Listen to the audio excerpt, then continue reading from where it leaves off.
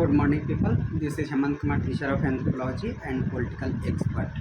Personal life के बारे में चर्चा करते हुए मैं सबको इससे अवगत कराना चाहता हूँ कि देखो, परिस्थिति सबके साथ एक जैसा नहीं रहती। परिवर्तन ही संसार का नियम है। इसलिए अगर जो कुछ वर्तमान में चल रही है उसको भगवान का प्रसाद मानकर चलना और उसके प्रति अपने आप को समर्पण कर देना, सारी चीज़ भगवान के प्रति छोड़कर शांत हो जाना ही भलाई रहता है। मैं इसी वजह से मैं बहुत दिनों से परेशान और इतने असहाय अपने आप को महसूस कर रहा था, क्योंकि मैं भगवान की शरण में नहीं गया था। जो स्थिति महान पंचकन्याओं में से, जिनका नाम लेने मात्र से संसार की महिलाओं और ऋषि मुनियों का योग का जो प्रतिस्पर्धा है और उनके प्रति जो आदर है वो बढ़ जाता है, वैसी महान महारानी यज्ञसेनी द्रौपदी जी की मैं थोड़ी सी चर्चा करूँगा कि उनसे और मेरा थोड़ा परिस्थिति मिलता जुलता है। जब द्रौपदी जी का चीरहनन हो रहा था तो सारे लोगों से, जेठ लोगों से उन्होंने प्रार्थना किया, किसी ने उनकी मदद नहीं की। तब वो भगवान श्री कृष्ण के भजन और चिंतन में गई, और जब सारे जग से हार गई तब भगवान श्री कृष्ण के चरण में गई और भगवान श्री कृष्ण ने तुरंत ही उसका मदद किया। ठीक उसी प्रकार मैं भी, जब मेरी परिस्थिति इतनी दुविधाजनक और दर्द भरी थी, मुझे किसी ऐसे इंसान की ज़रूरत थी और ऐसे जो मेरे अपने थे उसके कंधे पर मैं सर रख कर रोना चाहता था, उससे मैं अपने दुख और दर्द बांटना चाहता था। उस परिस्थिति में मेरे अपनों ने साथ नहीं दिया। मेरा दर्द अपने सीने में ही रह गया और उस दर्द के मारे में घूट रहा था, जी नहीं पा रहा था। और उन परिस्थिति में मैं किसी अपने को खोज रहा था कि कोई मेरे पास आए जिसके सामने मैं दो आंसुआ बहा सकूं, दो बातें कहकर अपना मन हल्का कर सकूं, उससे कुछ सुझाव ले सकूं। मगर उन लोगों ने उस परिस्थिति में मेरा साथ नहीं था और मेरे से कहा कि मुझे तुमसे कुछ लेना देना नहीं है, मैं तुम्हारे प्रति कोई संवेदना की मेरे प्रति भावना नहीं है।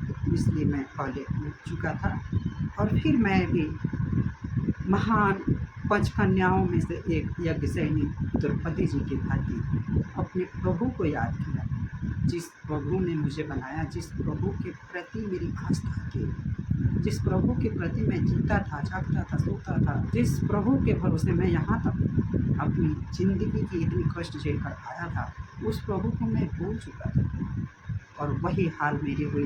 प्रभु के पास गया अपने दर्द और दुविधा देकर, जिससे मेरे प्रभु ने मुझे फिर से क्षमादान देकर अपने फिर से शरण में लिया। तो कुछ लोगों का कहना था कि मैं एक पाखंडी हूँ, मेरे दिल में कुछ और है, मैं जो दिखता हूँ वो बिकता हूँ, मैं जो दिख रहा हूँ वो नहीं हूँ, मैं एक पाखंडी हूँ, बाहरी आडंबर करता हूँ, मैं दिखावे की पूजा पाठ करता हूँ, मैं रामायण महाभारत का जो पाठ करता हूँ वो दिखावे के लिए करता हूँ, मैं सबको जनाना चाहता हूँ कि तुम लोग उच्च कास्ट के हो, तुम लोग ब्राह्मण हो, तो तुम लोगों से मैं अच्छा पूजा पाठ करता हूँ, अच्छे से संस्कृत बोलता हूँ, अच्छे से वेद का पाठ करता हूँ, अच्छे से रामायण का पाठ करता हूँ, ब्राह्मणों जैसा व्यवहार करता हूँ। ये मेरी दिखावे की राजनीतिक नहीं थी।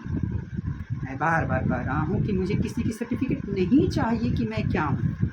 ये बात तो सबको जग जाहिर है कि मैं ब्राह्मण नहीं हूँ, सबको पता है।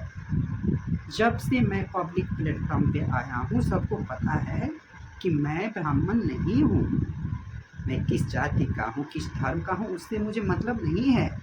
मैं अपने आप को वैष्णव सनातन धर्म का एक अनुयायी मानता हूँ। इसके अलावा मेरा कोई और परिचय नहीं है। मैं किस जाति का हूँ यह वह एकमात्र कागज़ है, और मैं एक सनातन के प्रति समर्पित भगवान श्री हरि का भक्त हूँ, एक वैष्णव हूँ, एक सन्यासी हूँ, एक तपस्वी हूँ।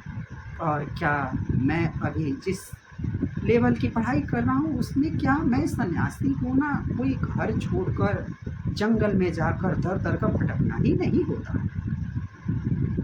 मैं बहुत वर्षों से पढ़ रहा हूँ महाभारत, रामायण, गीता। तुम लोग को याद होगा कि जब बिहार का जो स्टेट गवर्नमेंट है वो छठी क्लास से रामायण पढ़ने के लिए एक बुक देती थी। मुझे नहीं पता किसी और क्षेत्र में था कि नहीं, मगर मेरे बिहार में जिस डिस्ट्रिक्ट से आता हूँ उसमें रामायण की एक बुक दिया जाता था जिसको छठी क्लास में पढ़ना अनिवार्य होता था। और मेरी धार्मिक और बौद्धिक क्षमता इतनी अडग और अमर थी कि मुझे इतना बुद्धि का ज्ञान था कि जब मैं पहली दूसरी क्लास में पढ़ता था और जब से मैंने हिंदी पढ़ना शुरू किया था तब से मुझे याद है कि मेरी बहनों को जो छठी में वो रामायण महाभारत रामायण की जो बुकें मिलती थी उसको मैं दूसरी पहली क्लास से ही पढ़ना शुरू कर दिया। यहाँ तक कि जो बच्चे उस समय खिलवाड़ करते थे, खेला धूला करते थे, ऐसे आपत्तिजनक हरकत करते थे, उस समय से मैं भक्ति करता हूँ यार। ये मैं कोई पाखंडी नहीं हूँ और कोई पाखंड के लिए मैं नहीं कर रहा था। सोचो मैं दूसरी तीसरी क्लास में कितने वर्ष का हूँगा, 4-5 साल का हूँगा, तब से मैं रामायण गीता का पाठ करता हूँ। और एक और चीज़ मैं बता देता हूँ, जैसे तुम लोग को सोने की चम्मच से ये जो खीर भोजन कराया जाता है ना, मेरा कोई खीर भोजन नहीं हुआ। जो बच्चों का पहला भोजन अन्नपूर्णा का पूजा था, मेरा पूजा नहीं हुआ है। अभी अभी पवित्र रामनवमी का त्यौहार गया है, ऐसे ही रामनवमी का त्यौहार था। उस समय मात्र मेरी माँ ने कहा था कि मैं मात्र 9 या 10 महीने का होऊंगा और जिस घर में रामनवमी की पूजा होती थी देवता की, उसी घर में मुझे एक बोरा पर बास्ता पर बिछाकर मुझे सुलाया गया था और भगवान श्री रामचंद्र के लिए जो खीर का प्रसाद, गुड़ वाला प्रसाद, जो मीठा का गुड़ का जो खीर बनता है उसको पसार कर भगवान को जो अर्पित किया गया था और मुझे उसी घर में सुलाया गया था। जब बाकी लोग बाहर बैठ के गाना गा रहे थे और किसी किसी काम के लिए इधर उधर गए थे, उस समय मेरी इतनी भगवान श्री राम के आदेश पर मेरे आत्मा ने मुझे स्वयं ही प्रेरित किया और मैं स्वयं ही जाकर उस थाली से जो भगवान का पहला प्रसाद था उस प्रसाद को मैं स्वयं ही खा गया था। जब मैं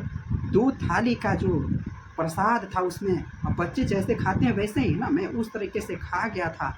जब सभी लोग आए उस प्रसाद को देखा तो देखा कि मैं उस प्रसाद को खा रहा था और उस प्रसाद खाली थी।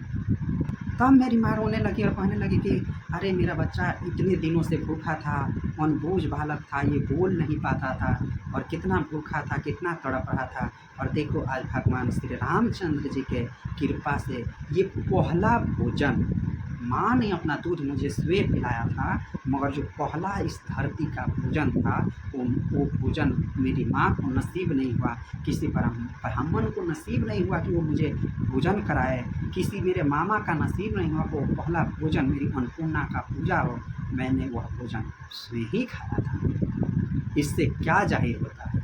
इससे यही जाहिर होता है कि मेरा और भगवान श्री हरि के प्रति कितनी लगाव और कितने मेरे पूर्व जन्म की जो चीज़ें हैं वह है जिसके चलते मैं पहला भोजन स्वयं ही किया था। इसलिए मैं बार बार कहता हूँ कि आज के जनरेशन के जो बच्चे हैं और मेरे में ज़मीन और आसमान का फ़र्क है।